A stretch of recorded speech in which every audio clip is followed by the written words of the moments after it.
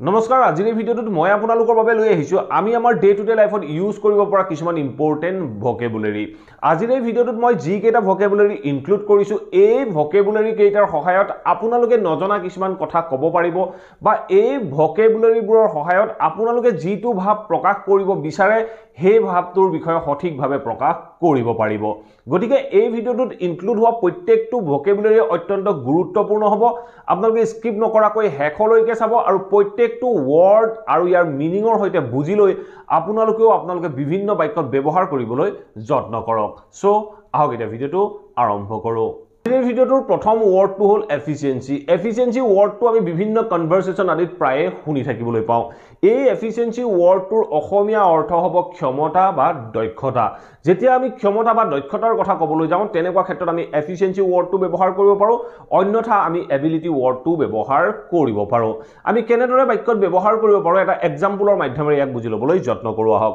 মই যদি এটা বাক্য কওঁ যে we are introducing measures to improve efficiency of public safety এই বাক্যটো সব কি কৈছে উই আৰ ইন্ট্ৰোডিউসিং মেজাৰ্স আমি জনসাধাৰণৰ সুৰক্ষাৰ কাৰ্যক্ষমতা বৃদ্ধি কৰাৰ ব্যৱস্থা গ্ৰহণ কৰিছো আমি জনসাধাৰণৰ সুৰক্ষাৰ কাৰ্যক্ষমতা বৃদ্ধি কৰাৰ ব্যৱস্থা গ্ৰহণ কৰিছো এনে ধৰণে ক'বলৈ যাওঁতে আমি বাক্যটোত এফিচিয়েন্সি ওয়াৰ্ডটো ইউজ কৰিলো আমি বাক্যটো ক'লো যে we are introducing measures to improve efficiency of public safety এনে ধৰণে আমি বাক্যখিনি আমি এফিচিয়েন্সি ওয়াৰ্ডটো ব্যৱহাৰ কৰিব পাৰো ঠিক আছে এতিয়া সো আমি নেক্সট ওয়াৰ্ডটো সব কি কৈছে এক্সিকিউট এই এক্সিকিউট ওয়াৰ্ডটো আপোনালোকে বিভিন্ন কনভাৰসেচন আদিত প্ৰায় শুনিবলৈ পায় এই এক্সিকিউট ওয়াৰ্ডটোৰ অসমীয়া অৰ্থ হ'ব কাৰ্যান্বিত কৰা বা কাৰ্য সম্পাদন কৰা কোনো এটা কাৰ্য কৰা তেনেকুৱা ক্ষেত্ৰত আমি এক্সিকিউট ওয়াৰ্ডটো ব্যৱহাৰ কৰিব পাৰো আমি কেনেদৰে ব্যৱহাৰ কৰিব পাৰো এটা এক্সাম্পলৰ মাধ্যমেৰে ইয়াক বুজিবলৈ যত্ন কৰো আহক মই যদি এটা বাক্য কওঁ যে the troop were able to execute এই বাক্যটো কি কৈছে the troop were able to execute the operation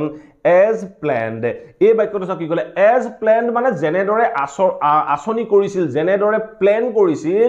তেনেদৰে ট্ৰুপটোৱে বা সৈন্যসকলে কাৰ্যটো বা অপাৰেচনটো সম্পন্ন কৰিছিল বা সম্পন্ন কৰিবলৈ সমৰ্থ হৈছিল এনে ধৰণে ক'বলৈ যাওঁতে আমি বাক্যটো ক'লো the troops were able to execute the operation as planned এনে ধৰণে আমি বাক্যটোত execute ওয়াৰ্ডটো ব্যৱহাৰ কৰিব পাৰো ঠিক আছে নেক্সট ওয়াৰ্ডটো চাওক নেক্সট ওয়াৰ্ডটো হ'ল স্নিক মানে হ'ল লুকাই চুৰিকৈ যেতিয়া কিবা এটা কৰা হয় তেনেকুৱা ক্ষেত্ৰত আমি স্নিক ওয়াৰ্ডটো ব্যৱহাৰ কৰিব পাৰো আমি কেনেদৰে ব্যৱহাৰ কৰিব পাৰো এটা এক্সাম্পলৰ মাধ্যমেৰে ইয়াক বুজিবলৈ যত্ন কৰো সো বাক্যটো সব কি কৈছে they tried to sneak the documents out of the building এই বাক্যটো সব কি ক'লে they tried to sneak হিহতি লুকাই চুৰ কৰি আনিবলৈ যত্ন কৰিছিল they tried to sneak কি আনিবলৈ যত্ন কৰিছিল the documents বোৰ হিহতি লুকাই চুৰ কৰি আনিবলৈ যত্ন কৰিছিল তাৰ পিছত কি কৈছে চাওক out of the building তোৰ পৰা হিহতি লুকাই চুৰকে ডকুমেন্টস বোৰ আনিবলৈ যত্ন কৰিছিল বুলি কওঁতে আমি স্নিক ওয়াৰ্ডটো লুকাই চুৰ কৰি অনাৰ ক্ষেত্ৰত ব্যৱহাৰ কৰিলো ঠিক আছে এটা সব নেক্সট ওয়াৰ্ডটো হ'ল স্টিংক মানে হ'ল দুৰ্গন্ধ যেতিয়া কোনো এটা লেতেৰা গোন্ধ ওলাব অতি ভয়ানক গোন্ধ ওলাব তেনেকুৱা ক্ষেত্ৰত আমি স্টিংক ওয়াৰ্ডটো ব্যৱহাৰ কৰিব পাৰো আমি কেনেদৰে ব্যৱহাৰ কৰিব পাৰো এটা এক্সাম্পলৰ মাধ্যমেৰে ইয়াকো বুজি ল'বলৈ যত্ন কৰো আহক মই যদি এটা বাক্য কওঁ যে what are you doing এই বাক্যটো কি কৈছে what are you doing with that sting dog এই বাক্যটো কি ক'লো what are you doing তুমি কি কৰি আছা with that sting dog হে লেতেৰা গুন্ধাই থকা কুকুৰটোৰ লগত তুমি কি কৰি আছা বুলি কওঁতে মই বাক্যটো ক'লো what are you doing with that sting dog বা with the sting dog এনে ধৰণে আমি স্টিং ওয়াৰ্ডটো ব্যৱহাৰ কৰিব পাৰো ঠিক আছে নেক্সট ওয়াৰ্ডটো চাওক নেক্সট ওয়াৰ্ডটো হ'ল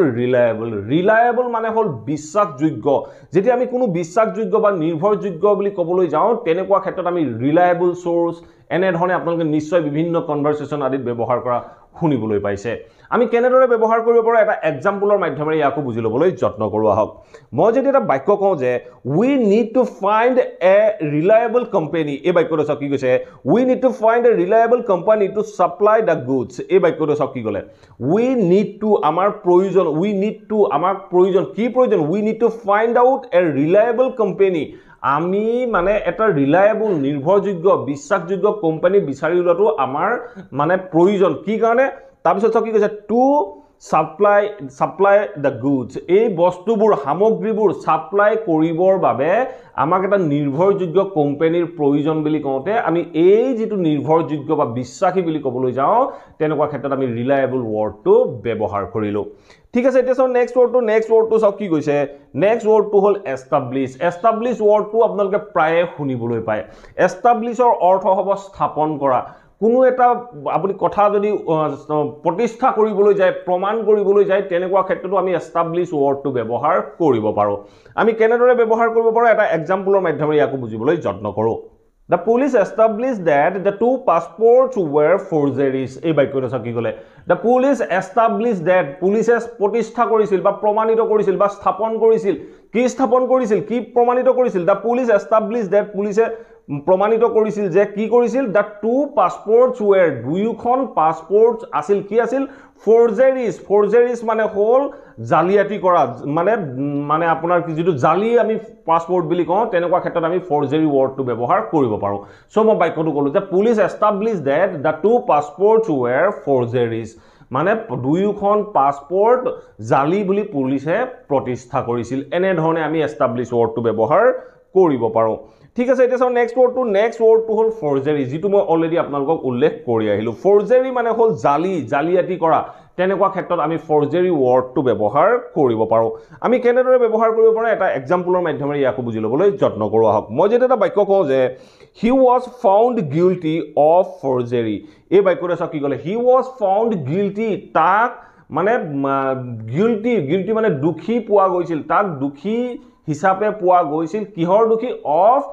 forgery মানে হি জালিয়াতিৰ কৰা তাক দুখী সাব্যস্ত কৰা হৈছিল বা দুখী পোৱা গৈছিল এনে ধৰণে ক'বলৈ যাওঁতে আমি বাক্যটো ক'লো he was found guilty of forgery তাক জালিয়াতিৰ দুখী সাব্যস্ত কৰা হৈছিল নেক্সট ওয়াৰ্ডটো হল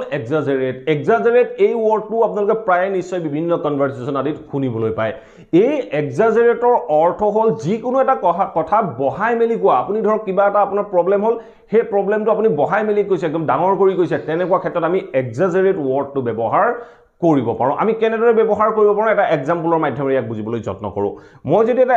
বাক্য কওঁ যে she tends to exaggerate এই বাক্যটো কি কৈছে she tends to exaggerate the difficulties এই বাক্যটো কি ক'লে she tends to exaggerate তাই মানে বহলাই কোৱাৰ অভ্যাস টেন্স মানে অভ্যাস এনে ধৰণে বুজাই সো মই বাক্যটো কৈছো যে she tends to exaggerate the difficulties মানে difficulties অসুবিধাবোৰৰ বিষয়ে তাই বহাই মেলি কোৱাটো তাইৰ অভ্যাস এনে ধৰণে ক'বলৈ যাওঁতে বহাই মেলি কোৱাৰ কাৰণে আমি exaggerate ওয়াৰ্ডটো ব্যৱহাৰ কৰিলো ঠিক আছে এটা নেক্সট ওয়াৰ্ডটো হল indulge মানে হল নিজকে কৰবাত লিপ্ত কৰা বা কোনোবাই কাৰোবাক ভাল কামত বা ফুৰ্তি কৰাৰ কামত যেটা লিপ্ত কৰি দিয়ে তেনেকুৱা ক্ষেত্ৰত আমি indulge ওয়াৰ্ডটো ব্যৱহাৰ কৰিব পাৰো আমি কেনেদৰে ব্যৱহাৰ কৰিব পাৰো এটা এক্সাম্পলৰ মাধ্যমেৰে ইয়াকো বুজিবলৈ যত্ন কৰো মই যদি এটা বাক্য কওঁ যে I don't indulge in ideal gossip এই বাক্যটো কি ক'লে I don't indulge মই নুহুমাও মই নিজকে লিপ্ত নকৰো মই নিজকে মানে কোটো হুমুৱাই নেপেলাও বা লিপ্ত কৰি নিদু কোড লিপ্ত কৰি নিদু I don't indulge in ideal gossip মানে অনাৰ্থক কোনো অৰ্থ নোহোৱা আড্ডাত মই নিজকে ইনভলভ নকৰো বা লিপ্ত নকৰো বা ইনডালজ নকৰো ideal gossip মানে হল নিৰাৰ্থক বা অৰ্থবিহীন আড্ডা এই আড্ডাবোৰত নিজকে মই নুহুমাও বুলি কওঁতে আমি এনে ধৰণে ইনডালজ ওয়াৰ্ডটো ব্যৱহাৰ কৰিব পাৰো ঠিক আছে এতিয়া আমি লাষ্ট ওয়াৰ্ডটো সব কি কৈছে লাষ্ট ওয়াৰ্ডটো হল comprehend এই ওয়াৰ্ডটো আপোনালোকে নিশ্চয় বিভিন্ন কথা বতৰাত শুনিবলৈ পায় comprehend মানে হল বুজোৱা বা বুজা তেনেকুৱা ক্ষেত্ৰত আমি comprehend ওয়াৰ্ডটো ব্যৱহাৰ কৰিব পাৰো understandৰ পৰিৱৰ্তে আমি এই comprehend ওয়াৰ্ডটো কেতিয়াবা ব্যৱহাৰ কৰা দেখিবলৈ পাওঁ আমি কেনেদৰে বাক্যত ব্যৱহাৰ কৰিব পাৰো এটা এক্সাম্পলৰ মাধ্যমেৰে ইয়াক বুজিবলৈ যত্ন কৰো আহক he read the book twice to fully comprehend the author message এই বাক্যটো কি ক'লে he read the book twice হি কিতাপখন দুবাৰ পঢ়িছিল হি read the book twice মানে হল হি কিতাপখন দুবাৰ পঢ়িছিল কি কাৰণে পঢ়িছিল টু ফুললি কম্প্ৰিহেন্ড ভালদৰে বা সম্পূৰ্ণৰূপে বুজি পাবৰ বাবে টু ফুললি কম্প্ৰিহেন্ড তাৰ পিছত কি কৈছে দা অথৰ মেছেজ অথৰজনৰ বা যিজন ৰাইটাৰজনৰ যিটো মেছেজ হে মেছেজটো বুজি পাবৰ বাবে তেওঁ কিতাপখন দুবাৰ পঢ়িছিল এনে ধৰণে যেতিয়া আমি বুজি পোৱা বুলি ক'বলৈ যাওঁ তেনেকুৱা ক্ষেত্ৰত আমি comprehend ওয়াৰ্ডটো ব্যৱহাৰ কৰিব পাৰো আমি বাক্যটো ক'লো যে he read the book twice to fully comprehend the author message আশা কৰোঁ এই ভিডিঅ'টোত মই যিকেইটা ৱৰ্ড ইনক্লুড কৰিছিলোঁ ইয়াৰ প্ৰত্যেকটো ৱৰ্ডে আপোনালোকৰ বাবে উপযোগী হৈছে যদি ভিডিঅ'টো ভাল পালে আৰু ৱৰ্ডখিনি ভাল পালে প্লিজ ভিডিঅ'টো লাইক কৰক আৰু সকলো ছাত্ৰ ছাত্ৰীৰ মাজত এই ভিডিঅ'টো শ্বেয়াৰ কৰি যাবলৈ সমূলি নাপাহৰিব আৰু যদি চেনেলটো ছাবস্ক্ৰাইব কৰা নাই প্লিজ ছাবস্ক্ৰাইব কৰি অল নটিফিকেশ্যন অন কৰি লওক মই আপোনালোকৰ বাবে এনে ধৰণৰ ভিডিঅ' ৰেগুলাৰ আপলোড কৰি থাকোঁ আপোনালোকে নটিফিকেশ্যন পাব আৰু ভিডিঅ'বোৰ চাব পাৰিব থ্যাংক ইউ ফৰ ৱাচিং this video' have a nice day